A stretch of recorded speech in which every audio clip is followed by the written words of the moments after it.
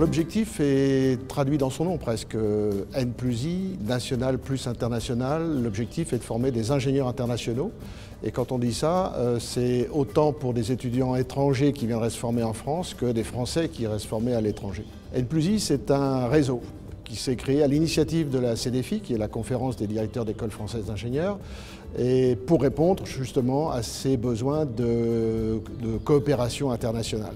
On s'est aperçu que les écoles d'ingénieurs françaises n'étaient pas très bien armées pour accueillir des étudiants étrangers, par leur petite taille d'abord, qui peut être un atout dans certains cas d'ailleurs, mais il était important qu'on se fédère pour mutualiser nos forces en matière de promotion, en matière d'accueil, en matière de sélection, en matière de financement même. Sur les 15 dernières années, nous avons formé plus de 2500 ingénieurs venus de 73 pays différents. Et ce qui est important à noter, c'est que nous avons 35% de femmes, ce qui est un pourcentage largement supérieur à la moyenne nationale, puisqu'aujourd'hui, dans les écoles d'ingénieurs françaises, le taux de féminisation est inférieur à 20%. Les étudiants viennent principalement de Chine. Ça représente un gros quota. Bon, pour des raisons évidemment démographiques, pour des raisons aussi économiques, puisque les entreprises françaises sont intéressées par le marché chinois et donc sont amenées à recruter des ingénieurs biculturels, qu'ils soient chinois formés en France ou français formés en Chine. Et puis après, on retrouve des pays tels que l'Inde, par exemple, le Mexique, qui a une part importante, une position assez intéressante dans le classement.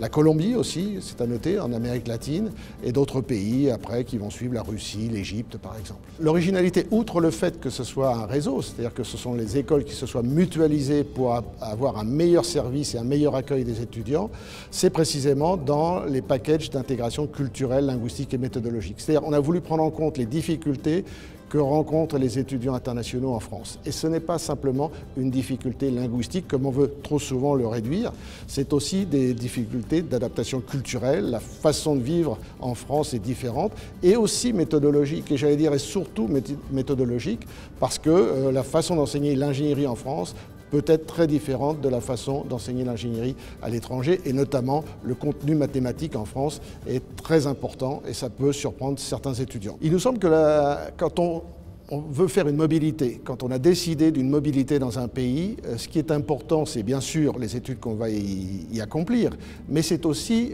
découvrir une culture. Découvrir une façon de penser, une façon de travailler, une façon de vivre, une façon d'étudier aussi.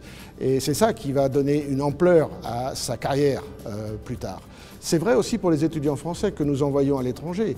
On les invite à découvrir aussi cet aspect culturel, linguistique. L'intérêt de venir en France étudier en français, c'est précisément dans cet esprit d'avoir des ingénieurs internationaux qui vont être trilingues, qui vont parler leur langue maternelle, l'anglais puisque c'est aujourd'hui incontournable, et le français qui ouvre les portes de la francophonie, 57 pays dans le monde.